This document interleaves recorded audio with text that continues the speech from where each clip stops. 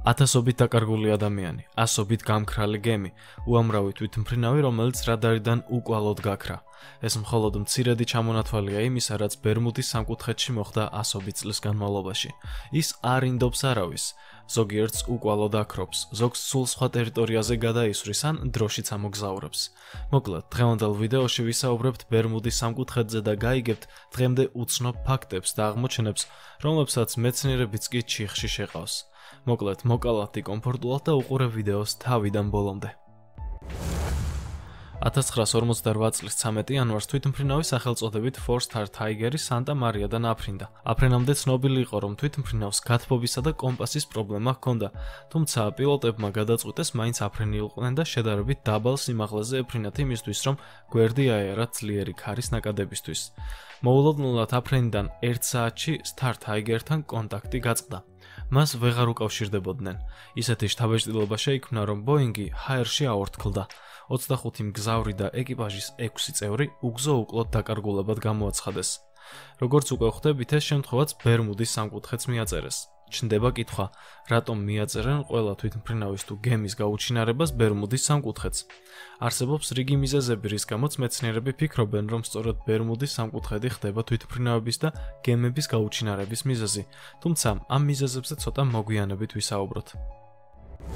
1955 წლის 2 ივლისს სამგზავრო თვითმფრინავი ასრულებდა რეისს. ის უნდა აფრენილიყო ნიუ-იორკიდან და მაიამიში დამჯდარიყო. აღნიშნული თვითმფრინავის ბორტზე 62 ადამიანი იყო. აქედან 57 მგზავრი, ხოლო 5 ეკიპაჟის წევრი. ერთი შეხედვით ყველაფერი რიგზე იყო. ერთი ჩვეულებრივი შიდა რეისი ამერიკაში. თვითმფრინავი უპრობლემოდ აფრინდა, თუმცა მალე პილოტმა კონტაქტი დაკარგა მიწასთან. პილოტები ვეღარ უკავშირდებოდნენ სადგურებს.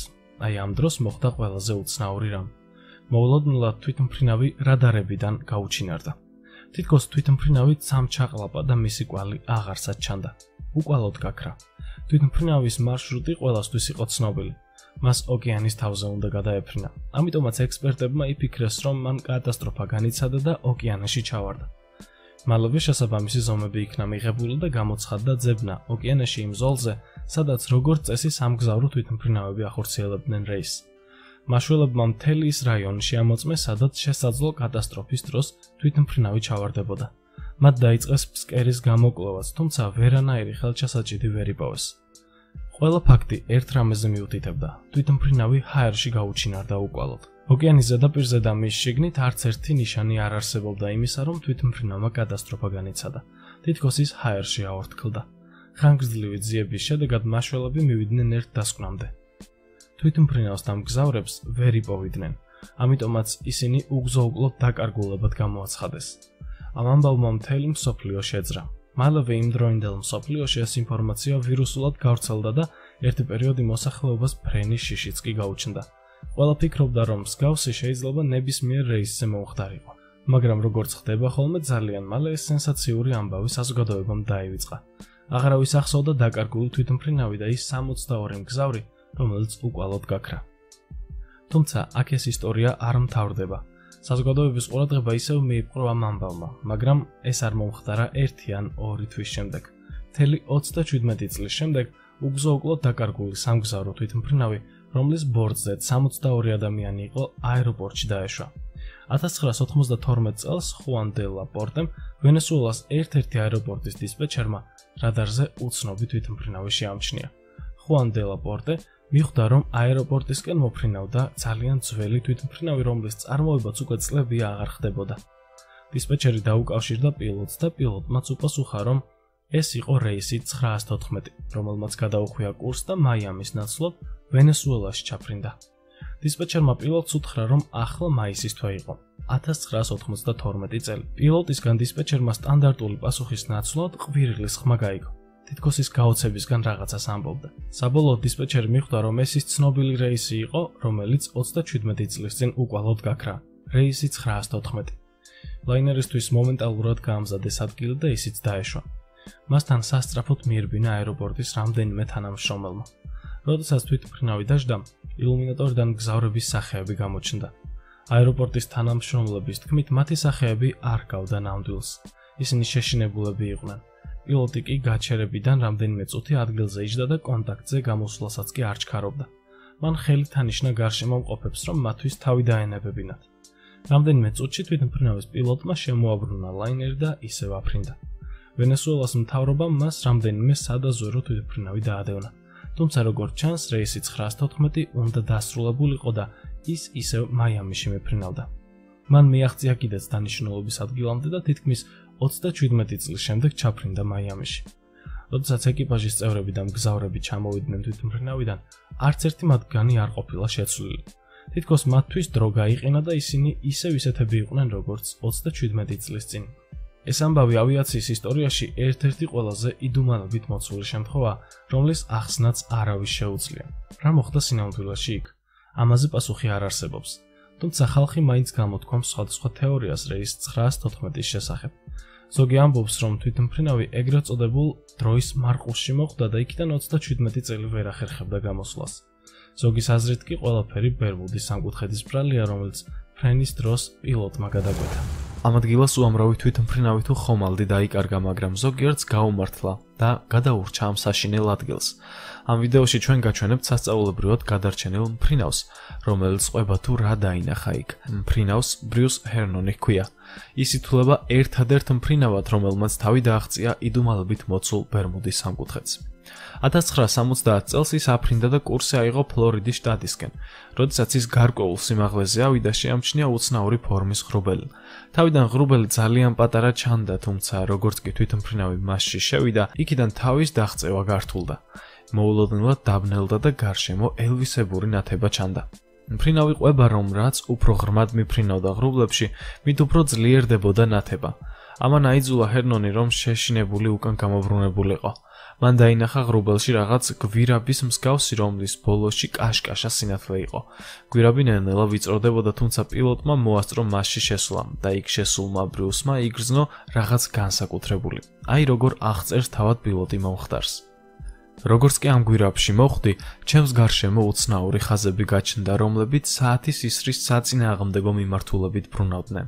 ამ დროს მიჭირდა კონცენტრირება, ხაზები გონებას მირევდა, თუმცა ჩემი მიზანი იყო გვირაბის სინათლეს გავყოლოდი და არ გადამეხვია გზიდან. ამის შემდეგ მოულოდნელად მოხდა ისეთი რამ, რამაც ყველაზე მეტად შემაშინა. იმისათვის, რომ გვირაბის ბოლოში გავსულიყავი, დაახლოებით 3 წუთი მჭირდებოდა.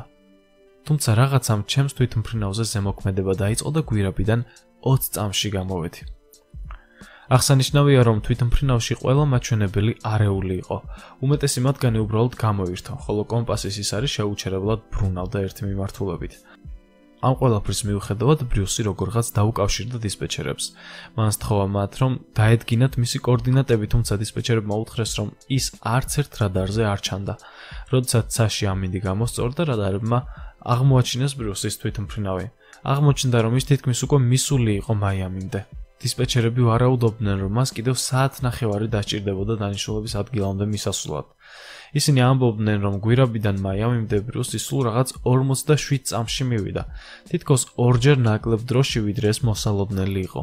ბრიუსი ამბობდა, რომ ეს მისთვის ისეთი შეგრძნება იყო, თითქოს დროში ნახტომი გააკეთა. მისი სიტყვებით 100 კილომეტრიანი მანძილი სულ რაღაც 10 წამში დაფარა.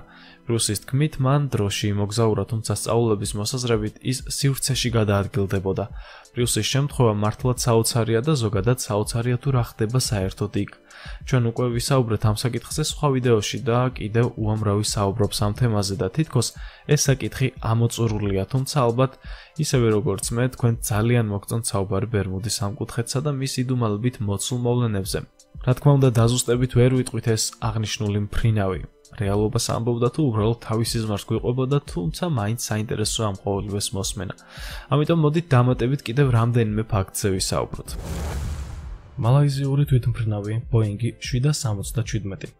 ეს კონკრეტული შემთხვევა ყველაზე ცნობილია მთელი მსოფლიოსთვის. ზუსტად 8 წლის წინ გაუჩინარებული მალაიზიური ლაინერის კვალის პოვნა ამ დრომდე ვერ შეძლეს. 2014 წლის 8 მარტს კუალა-ლუმპურიდან პეკინისკენ მიმავალი მალაიზიური ავიახაზების კუთვნილი თვითმფრინავი ბოინგ 767 ადგილობრივი დროით 00 საათსა და 41 წუთზე აფრინდა. თუმცა რადარებიდან ძალიან მალე გაქრა, ისე რომ მისი კვალი არსად ჩანდა.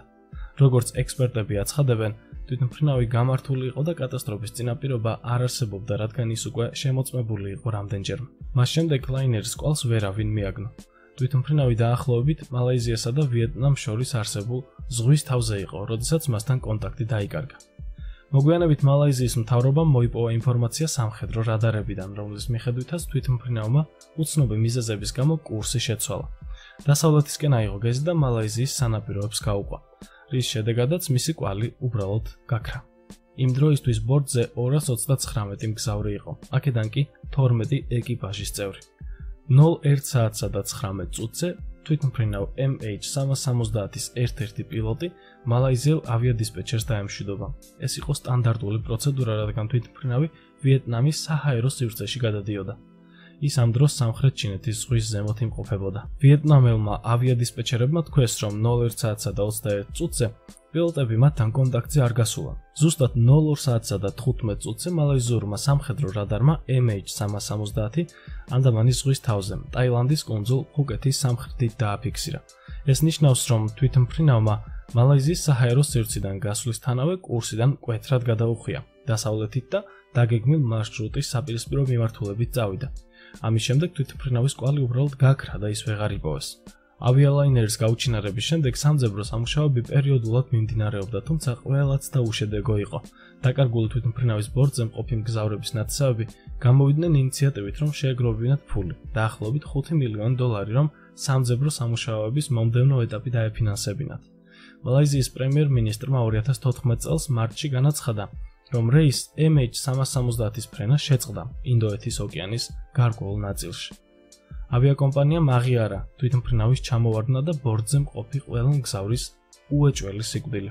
მომხდარიდან ზუსტად 8 წელი გავიდა. დაკარგული ლაინერის დაკარგული მგზავრებისა და ეკიპაჟის წევრების ახლობლები კი დღეს მათ იხსენებენ. მიუხედავად იმისა, რომ ოფიციალურად არ არის დადასტურებული ცნობა იმის შესახებ, რომ ლაინერმა კატასტროფა განიცადა, ბორტზე მყოფების გასახსენებლად არაერთი მემორიალური ღონისძიება იმართება. ეს შემთხვევაც ავიაციის ისტორიაში ერთ-ერთი ყველაზე იდუმალებით მოცული შემთხვევაა, რომელიც ადამიანებმა უბრალოდ ვერ ამოხსნეს. ევენჯერების რგოლი. ბერმუდის სამკუთხედთან დაკავშირებით ხსენებად ყველაზე ცნობილ შემთხვევას წარმოადგენს ევენჯერის ტიპის 5 ბომბდამშენი, რომლებიც უბრალოდ გაუჩინარდნენ. ამ თვითმფრინავების აფრენა მოხდა 1945 წლის 5 დეკემბერს ამერიკის შეერთებული შტატების სამხედრო საზღვაო ძალების ბაზიდან ფლორიდაში. ისინი უკან არ დაბრუნებულან, მათი ნამსხვრევები ჯერ კიდევ ვერ იპოვეს. ბერლიცის თანახმად 14 გამოცდილი პილოტისგან შემდგარი ესკადრილია საიდუმლო მიზეზებით გაუჩინარდა ჩვეულებრივი ფრენის დროს ნათელ ამინდში. ამ დროს ზღვაც კი მშვიდი იყო. ასევე ცნობილია, რომ ბაზასთან რადიოდალაპარაკებისას პილოტები თითქოს და საუბრობდნენ სანავიგაციო მოწყობილობის ამოუხსნელი გაფუჭების ან უჩვეულო ვიზუალური ეფექტების შესახებ. ჩვენ არ შეგვიძლია მიმართულების დადგენა, ოკეანე კი არ გამოიყურება ისე, როგორც ყოველთვის. ჩვენ თეთრ წყლებში ვეშვებით. სწორედ ამ სიტყვებს იმეორებდნენ დისპეჩერებთან საუბრისას პილოტები. ერთ-ერთი ვერსიით ეს რგოლი შედგებოდა კურსანტებისგან, რომლებიც ასრულებდნენ საწვრთნელ ფრენას. გამოცდილ პილოტი კი იყო მათ შორის მხოლოდ ერთი, ლეიტენანტი ტეილორი, მაგრამ ის სულ ახლახანს გადმოიყვანეს იმ რაიონში, რის გამოც ის ჯერ კიდევ კარგად არ იცნობდა საფრენ ტერიტორიას. დაფიქსირებულ რადიოდიალოგში არაფერია ნათქვამი რაიმე საიდუმლო მოვლენის შესახებ. ლეიტენანტმა ტეილორმა განაცხადა, რომ მან ორიენტირება დაკარგა და ორივე კომპასი გაფუჭდა. საკუთარი ადგილმდებარეობის დადგენის მცდელობისას მან შეცდომით იფიქრა, რომ რგოლი ფლორიდა კისის კუნძულების თავზე ფლორიდიდან სამხრეთით იმყოფებოდა, ამიტომაც მას შესთავაზეს ორიენტაციის მოხდენა მზის მიხედვით და გაფრენა ჩრდილოეთის მხარეს. შემდგომმა ანალიზმა აჩვენა, რომ შესაძლოა თვითმფრინავები იმყოფებოდნენ ბევრად აღმოსავლეთისკენ და ეჭირათ ჩრდილოეთის კურსი და მოძრაობდნენ სანაპიროს პარალელურად. ახალი ბერმუდის სამკუთხედი. ბერმუდის სამკუთხედი არაა ერთადერთი ადგილი, სადაც თვითმფრინავები ხშირად ქრებიან. როგორც ჩანს, მსოფლიო არენაზე გამოჩნდა ახალი ადგილი, რომელსაც შეგვიძლია ახალი ბერმუდის სამკუთხედი უწოდოთ. ეს ვენესუელას აკვატორია. 2013 წელს ამ ტერიტორიაზე უკვალოდ გაქრა კერძო თვითმფრინავი, რომელშიც ბიზნესმენი მის ოჯახთან ერთად იმყოფებოდა. იმ მომენტში თვითმფრინავში სულ 6 ადამიანი იყო. თვითმფრინავმა მოულოდნელად სიმაღლე დაკარგა და დაშვება დაიწყო. შემდგომში კი სრულად გაქრა რადარებიდან. მაშველებმა იმ დროს ვერანაირ კვალს ვერ მიაგნეს. მყინთავებმაც დიდხანს იმუშავეს, თუმცა შედეგი არ იყო. თვითმფრინავი უკვალოდ გაქრა. თუმცა როგორც კოდოპაქსის შემთხვევაში მოხდა, გარკვეული ხნის შემდეგ, ამ შემთხვევაში 6 თვის შემდეგ მოხდა თვითმფრინავის ნარჩენების ამოღება ფსკერიდან. მაშველებმა ამოიტანეს ნარჩენები გემზე, მათ შორის 6-ვე გვამი. ეს რიგით მეორე შემთხვევა იყო, როდესაც ამ ტერიტორიაზე თვითმფრინავი გაუჩინარდა. ამიტომაც დაარქვეს ამ ადგილს ახალი ბერმუდის სამკუთხედი. მალაიზიური ბოინგი. ეს ყველაზე ახალი შემთხვევაა ავიაციის ისტორიაში, რომელიც ყველაზე ამოუხსნელია და მასზე დღემდე მიდის კვლევა. ამ თვითმფრინავის კვალს ვერსად მიაგნეს. 2014 წლის 8 მარტს მალაიზიის თვითმფრინავი ახორციელობდა რეისს კუალა-ლუმპურის აეროპორტიდან პეკინის მიმართულებით. რამდენიმე საათში მიწასთან კონტაქტი შეწყდა და ის უკვალოდ გაქრა. ბოლო კონტაქტისას ის 11000 მეტრზე იმყოფებოდა მიწიდან. შეუძლებელი იყო დადგენა თუ სად იმყოფებოდა იმ დროს თვითმფრინავი, თუმცა მოგვიანებით ექსპერტიზამ ძრავების მუშაობაზე დაკვირვებით დაადგინა, რომ კონტაქტის დროს თვითმფრინავი ვიეტნამის თავზე იყო. მაგრამ სად შეიძლებოდა გამქრალიყო ეს არავინ იცოდა. იმ დროს ხომ ის ოკეანის თავზე იყო, სადაც გაუჩინარების შემთხვევაში მისი მოძებნა ძალიან რთული იქნებოდა. ჩატარდა ავიაციის ისტორიაში ყველაზე მასშტაბური სამძებრო სამუშაოები და ის არაერთ თვეს გაგრძელდა. რეკორდული სამძებრო სამუშაოების მიუხედავად მცირედი ნიშანიც კი არ არსებობდა იმ დროს, რომ ვინმე გადარჩა. მხოლოდ რამდენიმე თვეში აღმოაჩინეს ერთადერთი ნამსხვრევი, ისიც არაფერს მოასწავებდა. ეს შემთხვევა ავიაციის ისტორიაში ერთ-ერთი ყველაზე იდუმალებით მოცულია, რომლის ახსნას დღემდე ვერავინ შეძლო. სტივ ფოსედი. სტივ ფოსედი ცნობილი იყო როგორც მილიარდერი, ბიზნესმენი და ავიაკომპანიის მფლობელი. მას ძალიან უყვარდა ფრენა და მოგზაურობა. შესაბამისად, ფულიც ჰქონდა, შესაძლებლობაც და სურვილიც. ამიტომ მან არაერთი გინესის რეკორდი დაამყარა ამ სფეროში. ყველა მისი საქმე ფრენას უკავშირდებოდა. 2007 წლის 3 თებერვალი კალიფორნიაში მისთვის უკანასკნელი ფრენა აღმოჩნდა. ამ დღეს ის აფრინდა თავისი ერთძრავიანი თვითმფრინავით და მოულოდნელად ყველა რადარიდან გაქრა. დისპეჩერები ცდილობდნენ დაკავშირებოდნენ მას, თუმცა უშედეგოდ. ამიტომაც მალევე გამოცხადდა ძებნა. სამძებრო სამუშაოები მასშტაბური იყო, რადგან ამ კაცს ძალიან დიდი ქონება ჰქონდა და ცნობილიც იყო. ძებნამ შედეგი ვერ აჩვენა. მაშველებმა არაერთი ნამსხვრევი იპოვეს თვითმფრინავის, თუმცა არც ერთი მათგანი სტივის ერთძრავიანს არ ეკუთვნოდა. 63 წლის მილიარდერის ძებნა მთელი 1 წლის მანძილზე მიმდინარეობდა. საბოლოოდ მათ იპოვეს დამსხვრეული თვითმფრინავი და იქვე ახლოს სტივის ძვლები. როგორც აღმოჩნდა, თვითმფრინავი ჩამოვარდა ძლიერი ქარის გამო. სტივმა ვერ გააკონტროლა ის და დაიმტვრა. ასე მოულოდნელად და უცნაურად დაასრულა სიცოცხლე სტივ ფოსედმა. დაკარგული გემი. 1918 წლის 15 ნოემბერს ზღვაში შევიდა გემის სახელწოდებით SS კოდოპაქსი. ეს სატვირთო გემი იყო. ტიტანიკისგან განსხვავებით, მან საკმაოდ დიდხანს იმუშავა, არ ჩაძირულა მალევე. თითქმის 7 წლის მანძილზე ამ გემს აქტიურად იყენებდნენ, თუმცა მისი უკანასკნელი რეისი 1925 წლის 29 ნოემბერს განხორციელდა. სატვირთო გემი ჩარლსტონიდან ჰავანას მიმართულებით დაიძრა. გემზე იყო ტვირთი, ტონობით ქვანახშირი და 32 კაცისგან შემდგარი ეკიპაჟი. 1 დეკემბერს გემიდან იღებდნენ შეტყობინებას, რომ გემზე პრობლემაა, ის კლდეს შეეჯახა და დაზიანდა. ამის შემდეგ მასთან დაკავშირება ვეღარ მოხერხდა. გემის სამძებრო სამუშაოები მაშინვე დაიწყო. მას ბერმუდის სამკუთხედის ზონებში ეძებდნენ, თუმცა რა თქმა უნდა ვერანაირ კვალს ვერ მიაგნეს. უკვე 1925 წლის 31 დეკემბერს SS კოდოპაქსი დაკარგულად გამოაცხადეს. წლები გადიოდა და გემის შესახებ არავინ არაფერი იცოდა. საერთოდ არაფერი მიუთითებდა იმაზეც კი, რომ გემი დაიმსხვრა. ვერც ერთმა შემდგომმა ექსპედიციამ ვერ აღმოაჩინა ვერც გემის ნამსხვრევი და ვერანაირი კვალი, ვერც ადამიანის გვამი. გავიდა წლები და ეს გემი უკვე ყველამ დაივიწყა. თუმცა 1980-იან წლებში საეჭვო ნამსხვრევი აღმოაჩინეს. სპეციალისტები ამტკიცებდნენ, რომ ეს ნამსხვრევები შესაძლოა SS კოდოპაქსის ნაწილები ყოფილიყო, რომლებიც ბერმუდის სამკუთხედში დაიმსხვრა. მხოლოდ 2020 წელს დაადასტურა ექსპერტიზამ, რომ ეს ნამსხვრევები სწორედ ამ დაკარგულ გემს ეკუთვნოდა. ასე რომ შეგვიძლია ვთქვათ, რომ 95 წლის შემდეგ ბერმუდის სამკუთხედის საიდუმლო გაუჩინარებული გემის შესახებ აიხსნა.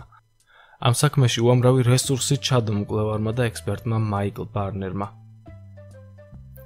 მთელი 15 წლის მანძილზე ის შეუჩერებლად აგროვებდა ცნობებს და იკვლევდა გაუჩინარებული გემის საიდუმლოს. კვლევის მომენტში რამდენჯერმე მისი სიცოცხლე საფრთხის ქვეშ აღმოჩნდა, რადგან ცოტას და მას და მის გუნდსაც ბერმუდის სამკუთხედის სამუდამოდ გააქრობდა. თუ ფიქრობთ, რომ მხოლოდ ბერმუდის სამკუთხედში ხდება ასეთი იდუმალებით მოცული გაუჩინარებები, მაშინ ცდებით.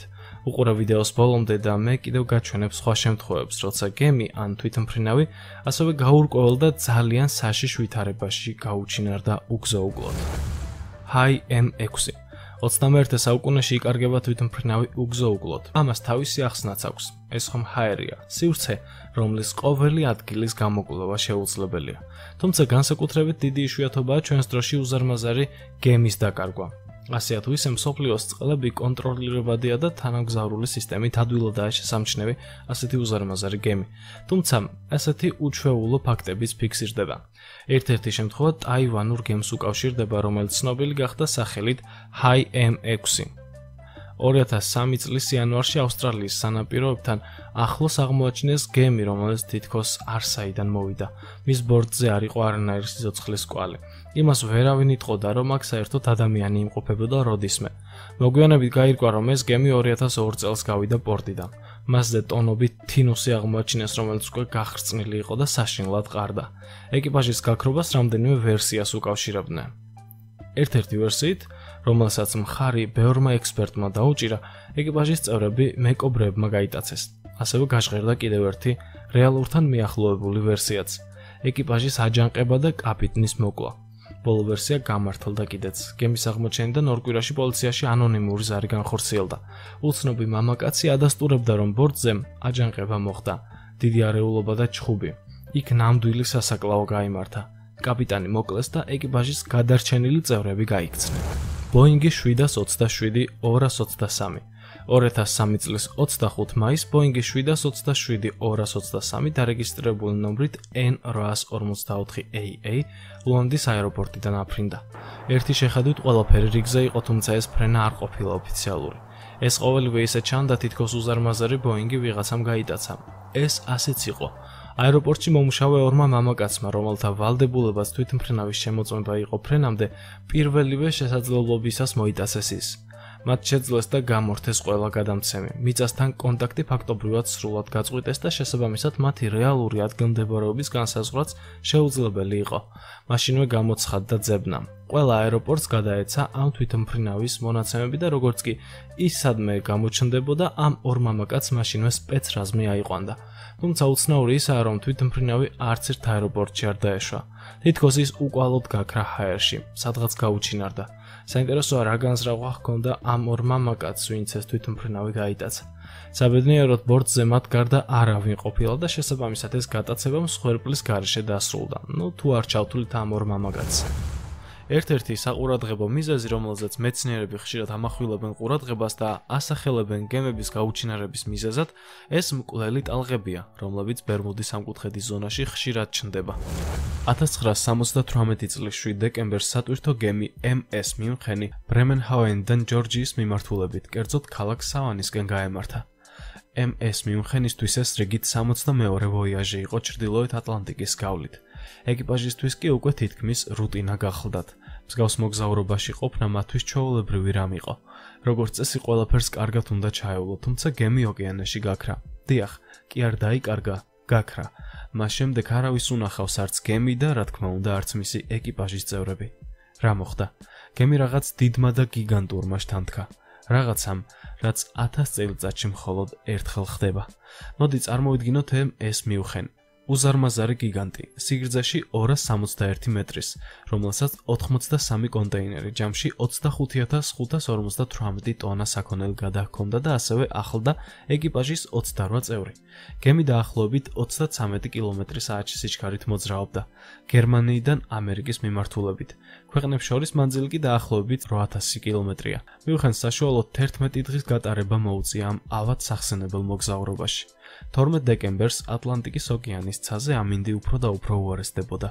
ეს არ იყო კარგის მომასწავებელი და მართლაც 12 დეკემბრის ღამეს აზორის ჩრდილოეთით მიუნხენი გაქრა.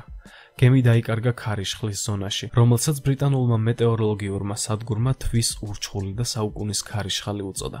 ქარის სიჩქარე 150 კმ/სთ იყო და დაახლოებით 15 მეტრის სიმაღლის ტალღები მოჰყვებოდა. ამ სიტუაციასთან გამკლავება წარმოუდგენელი იყო და ადამიანური ძალებით შეუძლებელი.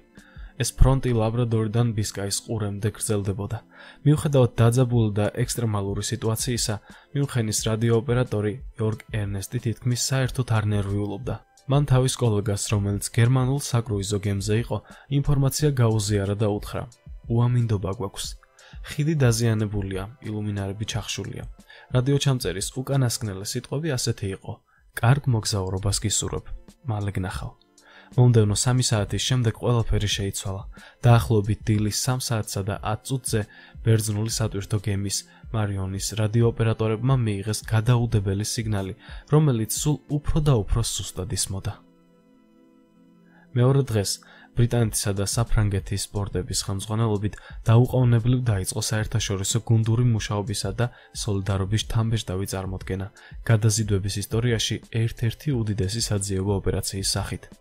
საშინელი ამინდის მიუხედავად 13 თვითმფრინავი და 110 გემი სხვადასხვა ქვეყნიდან უშედეგოდ ცდილობდა მიუხენის პოვნას და ის უკვალოდ იყო დაკარგული.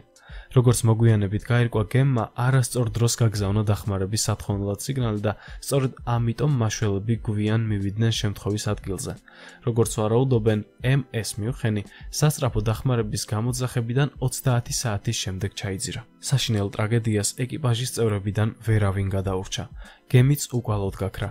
მაშველებმა მხოლოდ 3 ცარიელი კონტეინერი იპოვეს.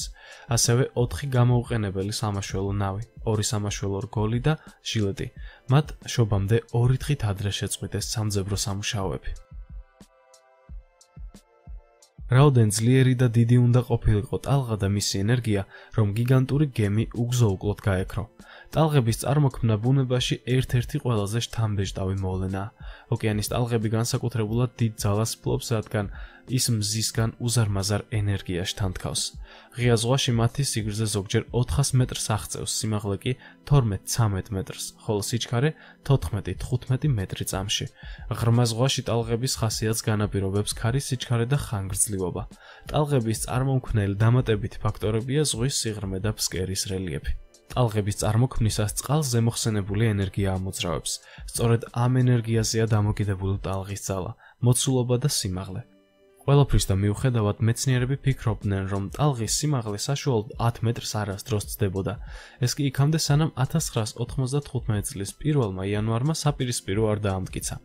მანამ სანამ სამყაროს მშვიდად ეძინა, ნავთობმომპოვებელი პლატფორმის ეკიპაჟის წევრები ცდილობდნენ თავი დაეღწიათ ნორვეგიის ზღვის ჩრდილოეთ ნაწილში აზვირთებული ტალღებისთვის. პლატფორმა მხოლოდ 100 მეტრის სიმაღლეზე იყო წყალში. ეკიპაჟის წევრებს მაინც არ გააადვილებიათ საქმე. მიუხედავად იმისა, რომ ნორვეგიის ზღვა არც ისე ღრმა, აქ მაინც ხშირად შეხვდებით მძვინვარე და დაუნდობელ ტალღებს. სწორედ ამიტომ ნავთობმომპოვებელი პლატფორმები ზღვის ფსკერზე კარგად უნდა იყოს მიმაგრებული, რომ ისეთმა ძლიერმა ტალღებმა, როგორიც ამ ზღვას ახასიათებს, არ მოშალოს. დანადგარები დიდი რაოდენობით ნავთობს და გაზს მოიპოვებდნენ დედამიწის ქერქიდან. ზღვის დონის გასაკონტროლებლად დანადგარებს თან ახლავს პატარა ლაზერული მოწყობილობა. სწორედ მისი მეშვეობით შეიტყვეს ეკიპაჟის წევრებმა რაღაც, რაც აქამდე არასდროს ყოფილა, უახლოვდებოდათ. 1995 წლის 1 იანვარს ძალიან დიდი ტალღის დაფიქსირება შეძლეს. მისი სიმაღლე 25 მეტრი გახლდათ. ეს უბრალოდ დიდი ტალღა კი არა, ყველა მანამდე დაფიქსირებულ ტალღაზე ორჯერ დიდი იყო. ამ ფაქტმა მეცნიერები გააოცა და დაადუმა. მანამდე ხომ მათი აზრით 10 მეტრზე მაღალი ტალღა არ არსებობდა. მე-20 საუკუნის 60-იანი წლების დასასრულსა და 70-იანი წლების დასაწყისში გამოჩნდა მრავალრიცხოვანი პუბლიკაცია ბერმუდის სამკუთხედის საიდუმლოებების შესახებ. 1974 წელს ჩარლზ პერლცმა გამოაქვეყნა წიგნი ბერმუდის სამკუთხედი, რომელშიც ამ რაიონში სხვადასხვა საიდუმლოებებით მოცული გაუჩინარების აღწერები იყო შესული. წიგნი ბესტსელერი გახდა და სწორედ მისი გამოქვეყნების შემდეგ თეორიამ ბერმუდის სამკუთხედის უჩვეულო თვისებების შესახებ განსაკუთრებული პოპულარობაც მოიპოვა. თუმცა შემდგომში გამოაშკარავდა, რომ ზოგიერთი ფაქტი პერლცის წიგნში არასწორად იყო გადმოცემული და შეუძლია ისიც ვთქვათ, რომ დღეს ძალიან ბევრი მოსაზრება ბერმუდის სამკუთხედზე უბრალოდ გაზვიადებულია. თეორიების მომხრეები უკანასკნელი 100 წლის მანძილზე დაახლოებით 100 მსხვილი საზღვაო და საჰაერო ხომალდის გაუჩინარების შესახებ საუბრობდნენ. გაუჩინარებათა გარდა იტყობინებიან ეკიპაჟის მიერ წესიერი მდგომარეობაში მიტოვებული გემების, ასევე სხვადასხვა უჩვეულო მოვლენების შესახებ, როგორიცაა უეცარი გადაადგილებების სივრცეში, დროის ანომალიები და ასე შემდეგ. კვლევარებმა აჩვენეს, რომ მათ ამ შემთხვევათაგან ზოგიერთი ბერმუდის სამკუთხედის საზღვრებს მიღმა მოხდა.